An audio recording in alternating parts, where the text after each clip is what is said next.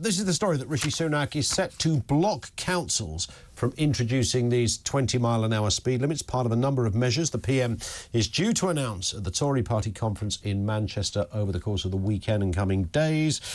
Is this likely to happen? Well, Howard Cox, founder of Fair Fuel UK and Reform UK's London mayoral candidate, is with us in the studio. You've come in for our last... You've dressed up as well, Howard, for our very last show. I know. I mean, I've got a tear in my eye here. Ian. I know. I'm welling up. Thanks for the cake you brought in as well. Yeah, it was very kind, Howard. What I don't understand about this, we talked about this on First Edition last night.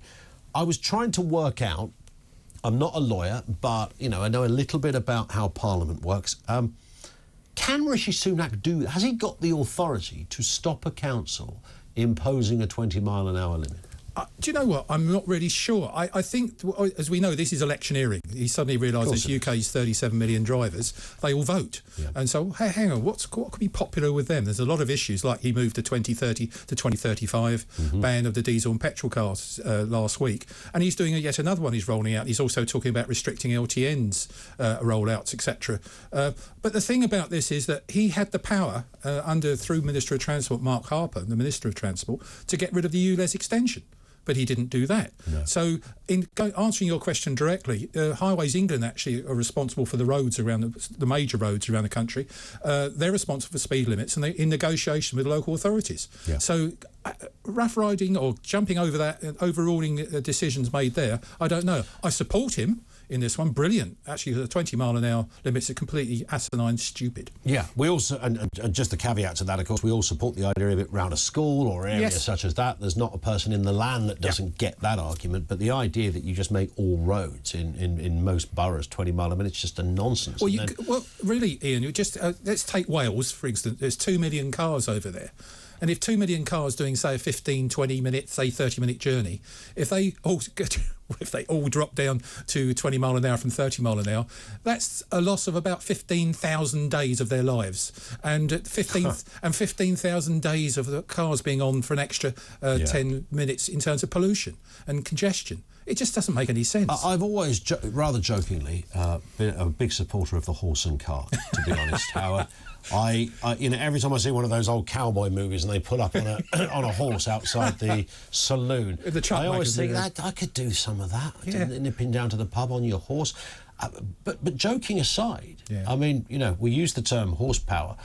We're almost in that territory. A flipping horse can go faster. Well, exactly. And modern cars actually are not really efficient until they're going around about 30, 40 mile an hour, those sorts of things. And it doesn't make any sense at all. It's hitting businesses hard.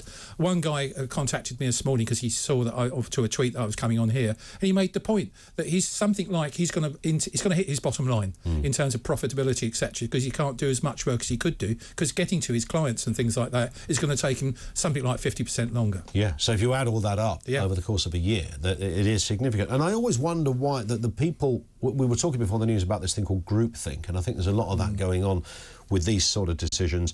The first thing they tend to do is bring in the, you know, we're going to save children's lives. Yes. It's funny they always mention children, isn't it? I mean, they go right for the most emotion. That's sort of emotional part of the... and these are statistical constructs, aren't they? Yes. You know, when you say, you know, oh, wow, look, they brought the 20-mile-an-hour limit in and nobody got run over on that bit of road. That's amazing. Can we just compare it to the year before? Oh, right. Well, nobody got run over then either. So, you know, it's this kind of nonsense that we kind of hear. And, of course, the other thing, these people believe they're on the side of the environment, but in fact, it potentially has the very opposite effect. Well, exactly right. At 20 mile an hour, you know, I've done a lot of research on this. There's something like, I think it's about 34 to 35% more NOx is produced at 20 mile an hour than at 30 mile an hour. And that sort of thing. And the point is, you're in third gear, you're higher revving, you're using more fuel economy. The whole aspect of 20 mile an hour, we've got to drive safely. We've got to get back to educating people how to use the roads, how to walk on the roads, how to cycle on the roads, all those things. We've lost that. Its first instinct for most politicians is, let's hit the driver. Yeah. That's the best thing, both in the pocket and in terms of politically, in the environmental argument. If you look at your dash and you see that, you know, miles per gallon thing, and it's every time you get into an area where it's slow, the miles per gallon go down. You get into an area where you can do a proper speed, 40 plus, it goes back up again because it's more efficient to drive at that speed. And I thought everybody knew that, apart from some of these characters in local authorities. The point you made, Howard, is right. There are millions of drivers out there. What Sunak is doing is he's creating a divide between him and Labour. I don't blame him. He's a politician. His party conference is there.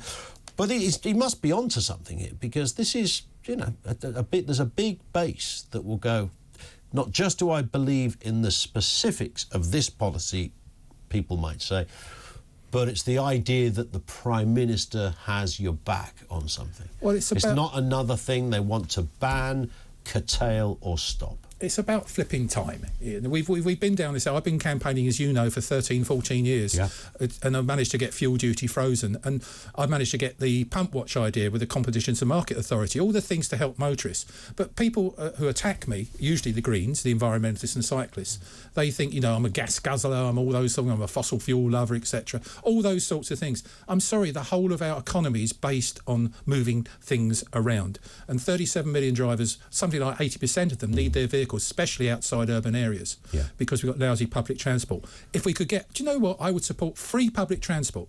Why don't we do that? And that would be an interesting one. Put all that money we spent on other things into something like that, and I bet you people would back that one. What's happening to the cost of fuel, by the way?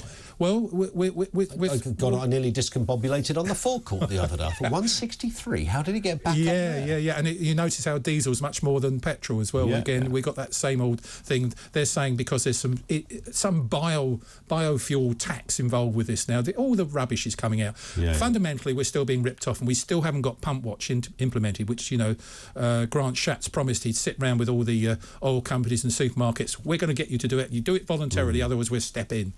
But Shapps was the guy that, once we saw the receipts, we realised was actually quite relaxed about ULEZ, because he'd made, he'd even written to the mayor, hadn't he, and kind of either given his blessing, or not that he had to, apparently, but he was behind it. Well, I've been told it's simply all of the politicians were told to keep quiet about ULEZ because we need the money from it to pay back the black hole debt that Sadiq Khan has created. Wow. And that's the sort of thing, and politically it's a mess. We need to sit round with cyclists and pedestrians all the way through to truckers with cars in between, sit round with the stakeholders and say, how can we get our cities moving? It's not just London, right across, because as you probably see, Cambridge have dropped their congestion, their clean air thing. You saw Andy Burnham yesterday say he's never going to have a clean air zone charge up there as well. So things are moving, and I think these policies are slowly going to fall by the wayside. But then it depends who you get around the tail, and you could have somebody like Cycling Mikey, whatever he's called, that fella that goes around filming people who might just have looked at their mobile phone or something. I know, well, that's the point. The South African chap. Well,